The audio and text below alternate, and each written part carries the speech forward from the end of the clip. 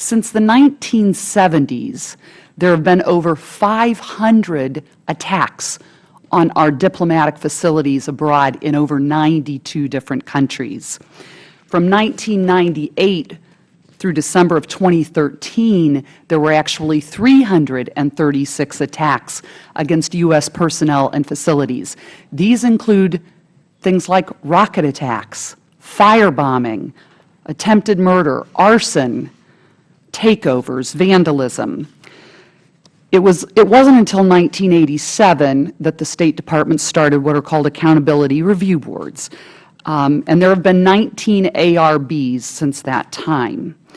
They've reviewed only, and as I understand, it's the mission of the ARBs to review only the most significant attacks against our diplomatic personnel and to review specifically security and intelligence and whether or not government employees breach their duties.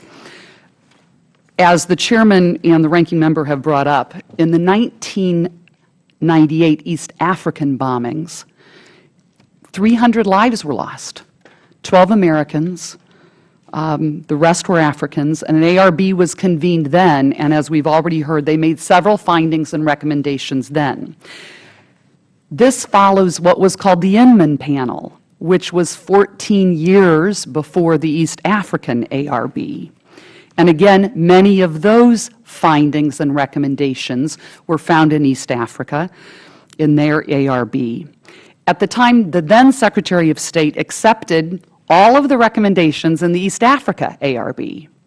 And now here we are, 14 years later, and some of those same recommendations have been repeated by the Benghazi ARB. And so we seem to have a State Department that has a long history of repeat recommendations, but I think there's a significant difference between recommendations and implementation.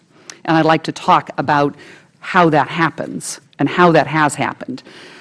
In fact, the board in East Africa urged the Secretary of State to, quote, take a personal and active role in carrying out the responsibility of ensuring the security of U.S. diplomatic personnel abroad.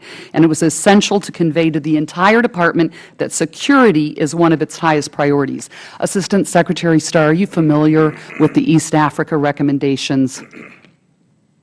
Not every specific recommendations, but with the report, yes, ma'am. And do you agree with the report? Yes.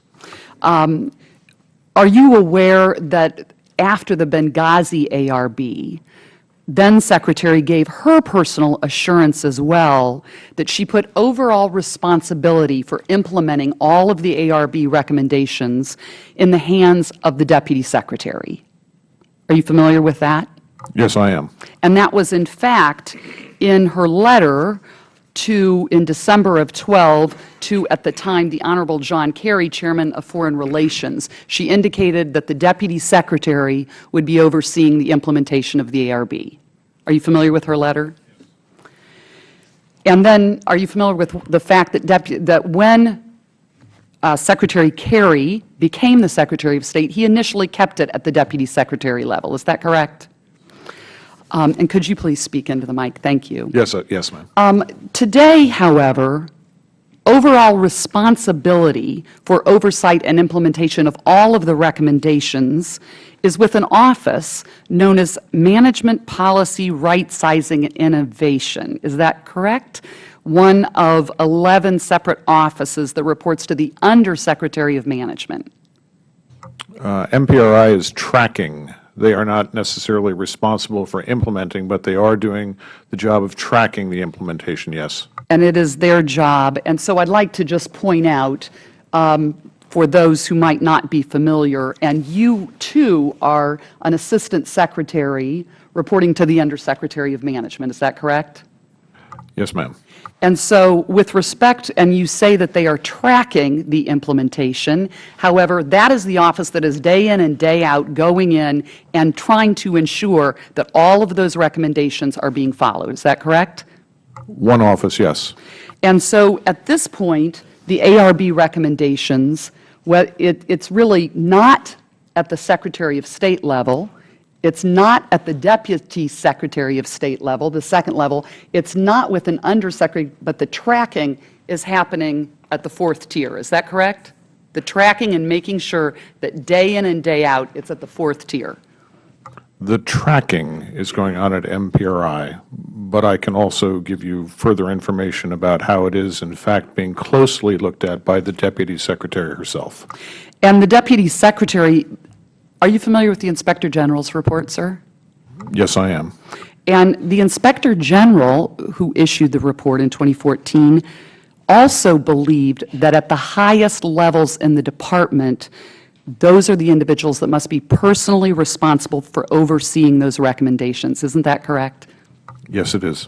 And in fact, indicated in the IG report that that's how lasting change and cultural change would happen, is if implementation were at the highest levels of the department. Yes, that is true. I'd like to ask Mr. Kyle, if I might, your best practices panel indicated that where a security function is placed in a department is a statement of how that organization values security and its personnel. Do you recall that finding, Mr. Yes, Kyle? ma'am, very well.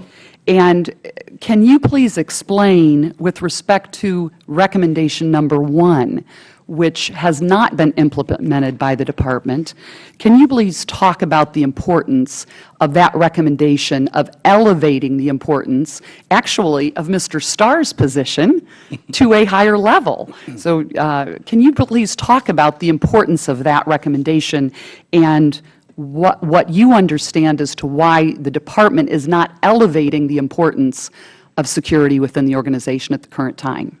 As we looked at other government agencies, non-governmental organizations, and the private sector, it became very clear that the placement of the chief security officer with responsibility for the safety of the programs and the people, it clearly depends on where it's placed within the organization. And especially at the Department of State, where visuals, because of the culture of the Department of State, are so crucially important, the placement of that position it was crucially important. Mr. Starr previously served up at the United Nations in charge of their Department of Safety and Security.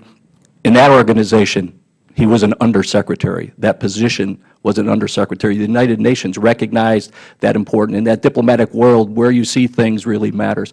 And, ma'am, if you'd actually look at our recommendation number 40, we recommended that the Secretary should establish a comprehensive change management strategy throughout the department that is led by the Deputy Secretary for Management Resources. So those two things clearly come together and are crucially important. And in your view, the best practices panel, when they looked at the organization of the department, it was clearly your view that overall responsibility for security from a visual standpoint, which is important in large organizations, was too low on the org chart. Is that right? From a visual standpoint and also from an operational standpoint. I remember on the first day when we brought out the org chart as part of our panel, Mr. Sullivan was trying to find the Bureau of Diplomatic Security, and I had to keep pointing him further and further down the org chart until he identified it.